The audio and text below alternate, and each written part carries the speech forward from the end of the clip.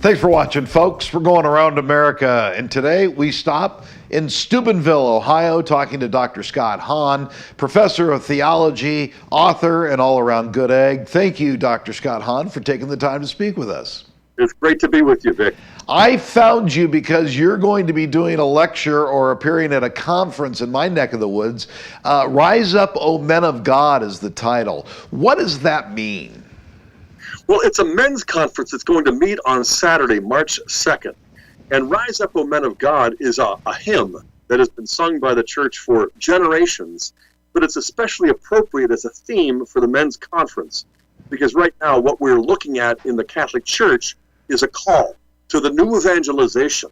And women are responding, and some men are too, but at this point in time, there really has a special need. We face a special need for Catholic men to really rise to the challenge, to take back our families, to take back the culture, and to really feel the freedom to express our faith with love, with sensitivity, with gentleness, but a kind of boldness too.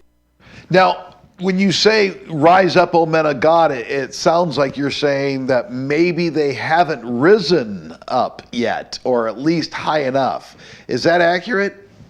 Yeah, on the one hand, all of the statistical studies bear this out, that the vast majority of attendees in any given parish on any given Sunday, up to 3/4 or more, are women. On the other hand, statistical surveys about the role of the man in the family with regard to religion, I mean, these are telling.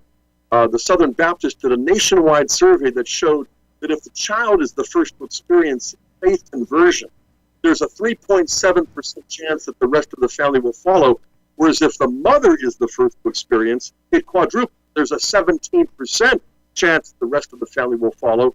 But if the husband or father responds to the call of faith first, there is a 93% probability that the rest of the family members will follow the father's faith.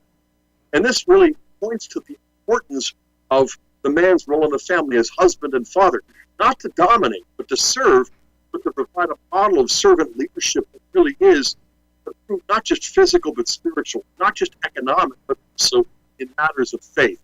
Now, when you talk about the statistics of more women are typically in church or a church service than men, what do you suppose the explanation for that is?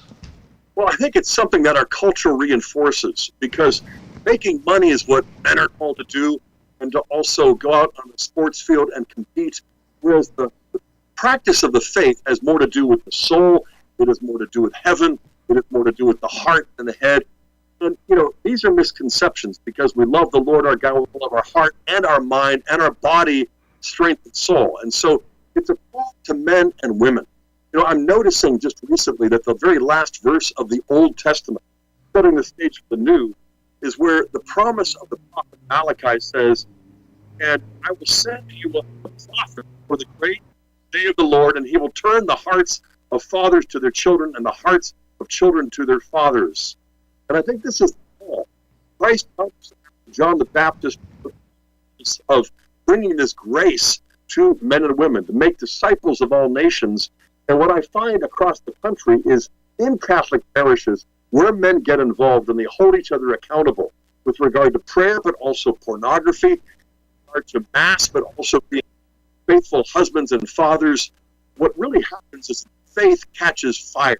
It takes hold, not just of parishes, but of families too. So we're going to be focusing on practical ways to mobilize Catholic men to rise up and to really seize the day, as it were.